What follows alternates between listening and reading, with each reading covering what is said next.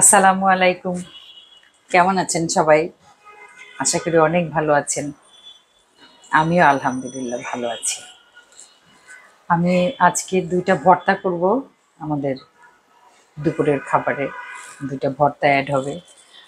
একটা হলো মটরশুঁটি ভর্তা। করিস না বাবা, একটুখানি নুন দিই।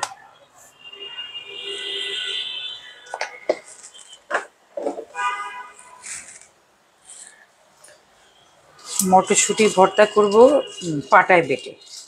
আর হলো একটা রসুন ভর্তা করব, এটা হাতে করতে হবে। মানে ভর ভর্তাটাকে রসুনটাকে একদম ভর্তা করে ফেলবো আর আমার হাতের ১২টা বাজবে। মনে হয় না ১২টা বাজবে। অভ্যাস আছে, কারণ সব সময় তো এরকম নাড়াচাড়া মাখামাখি সব কিছু করতে হয়। আমি রসুন ভর্তার জন্য এই যেটা দেশি রসুন, এক কোষি, একটা কোষ, এই রসুনটা বেশি মজা হয়। এটাকে আমি তেলে ভেজে নেব।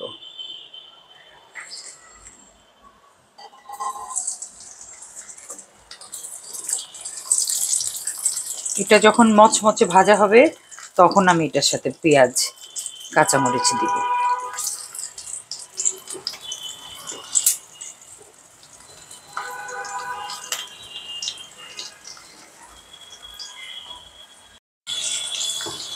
রসুনটা মোটামুটি সিদ্ধ হয়ে আসলে তখন আমি পেঁয়াজটা দিচ্ছি।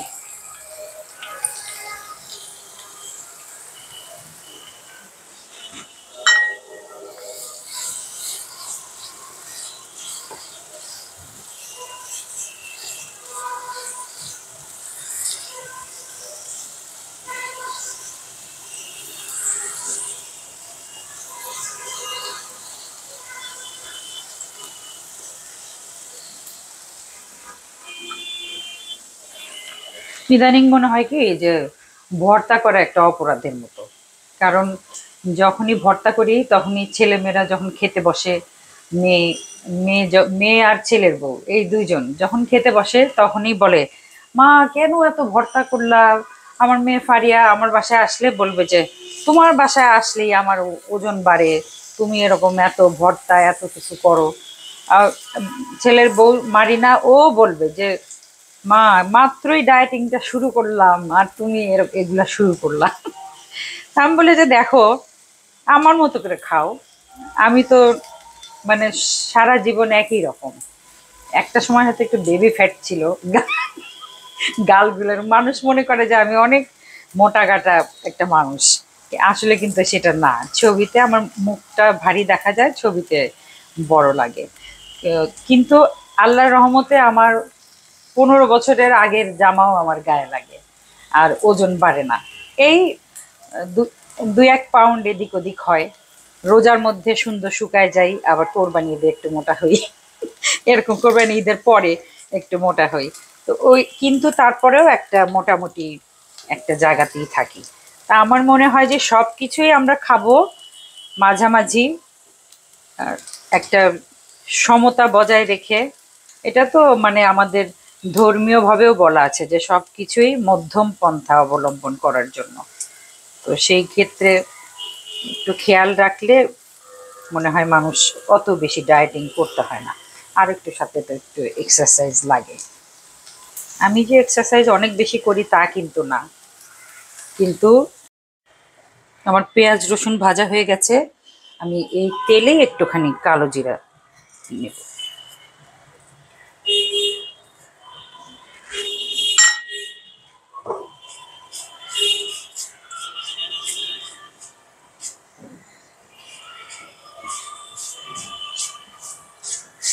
মানুষের যে কত কিছু খাইতে ইচ্ছা করে আল্লাহ, আর আল্লাহ কত কিছু দিলেন আমাদের খাওয়ার জন্য।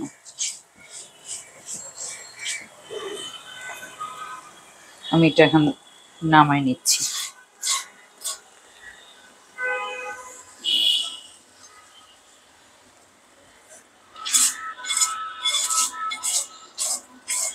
খুব ভালো হতো সর্ষের তেল থাকলে, কারণ ভর্তা টর্তা সর্ষের তেলেই বেশি মজা হয়, কিন্তু না থাকলেও কোনো অসুবিধা নেই, যখন যেমন। এটা একটুখানি ঠান্ডা হোক, তারপরে আমি হাতে ভর্তা করব। এখন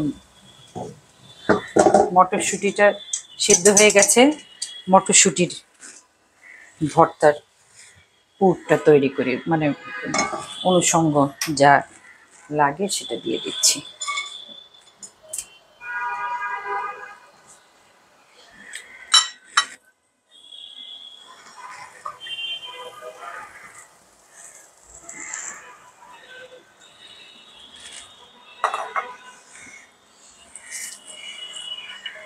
আমি মটরশুঁটিতে একটুখানি, এখানে একটুখানি ধনেপাতা দিব, কাঁচামরিচ দিব।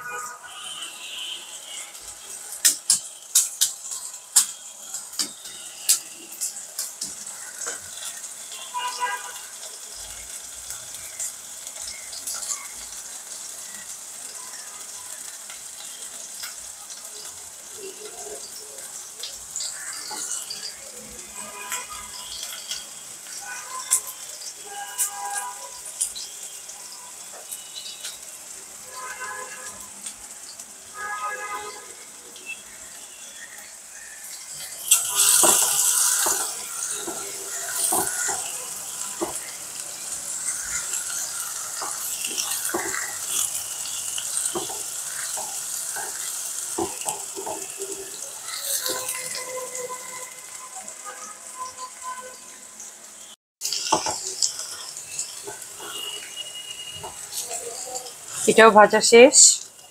একটা জিনিস মনে রাখতে হবে যে মটরশুঁটি ভর্তায় এই মটরশুঁটিটা ভাজলে রাবার রাবার হয়ে যায়, এটার খোসাটা যে সেটা কেমন জানি হয়, ওটা বাটলেও মানে মিহি হয় না।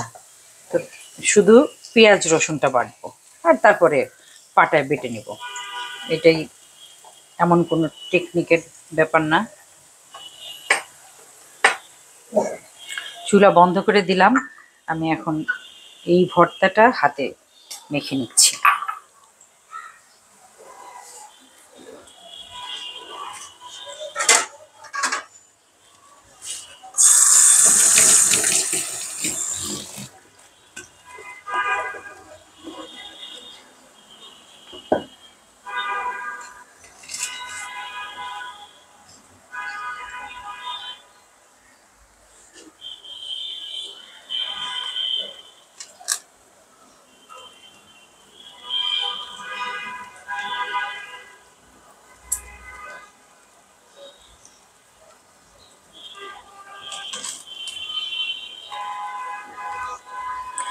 যাদের পেটে গ্যাসের সমস্যা আছে তাদের রসুন ভর্তাটা এইভাবে না খাওয়াই ভালো। কিন্তু সেটা না থাকলে, মানে এই শীতের দিনে একটু ঠান্ডা ঠান্ডা লাগলো, সেই মানে সেই দিক থেকে কিন্তু এই যে কালো জিরা, রসুন সবই খুব উপকারী। এবং অল্প একটু ভর্তা হবে, কিন্তু এটা দিয়েই একদম একটা থালা শেষ করে ফেলা যাবে। এখানে নুন দিয়ে নেই।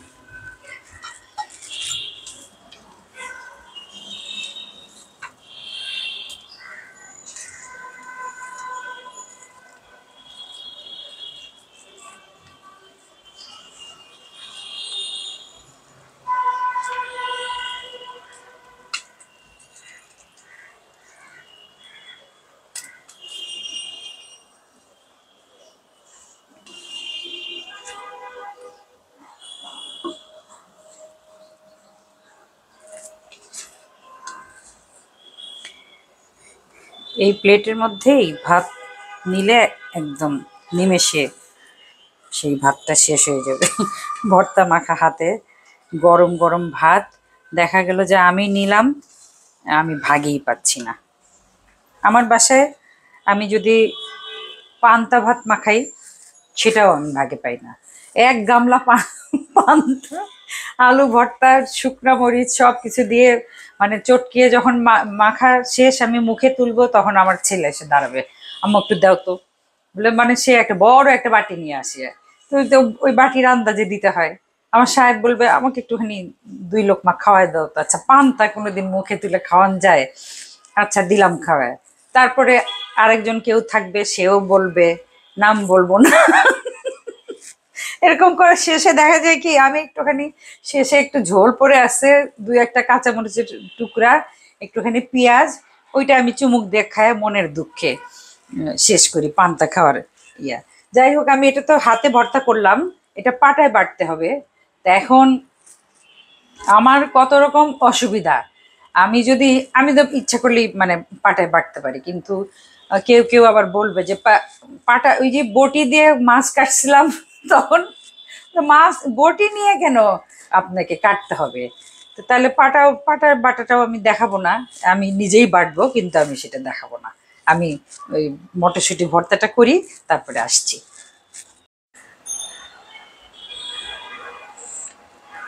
হয়ে গেল অসম্ভব মজাদার 2টা ভর্তা। আমি জানি যে এই ভর্তা 2টা কত মজা। ইচ্ছা করলে মটরশুঁটি ভর্তায় একটুখানি চিংড়ি মাছ দেওয়া যেতে পারে, কিন্তু আমি কখনো দিই না, কারণ মটরশুঁটির একটা নিজস্ব স্বাদ আছে। মটরশুঁটি আমি সিদ্ধ করতে নিলে, বাছতে নিলে অর্ধেক কাঁচা খেয়ে ফেলি, আবার ভর্তার জন্য সিদ্ধ করলে সেদিন থেকে 1 মুঠ খেয়ে ফেলি। এত প্রিয় আমার মটরশুঁটি। আর এই এই ভর্তাটা, এটাও অনেক মজার। তো অন্য সময় বলবো যে এটা ট্রাই করেন, কিন্তু আজকের স্লোগান, ভর্তা খাওয়া বাদ দেন, ভাতের উপর চাপ কমান। ভাত তো আমাদের খেতেই হবে, আসলে আমরা মাছে ভাতে বাঙালি। যাই হোক, মজা করে বললাম, যার যার রেজেক সে সে খাবে, সেটাই আমার বিশ্বাস। আল্লাহ আপনাদের সবাইকে অনেক ভালো রাখুক, অনেক অনেক অনেক ভালো রাখুক। আপনাদের প্রতি আমার অনেক ভালোবাসা, অনেক শুভকামনা, অনেক দোয়া। সবাই ভালো থাকেন, আমার জন্য দোয়া করবেন। আল্লাহ হাফিজ, আসসালামু আলাইকুম।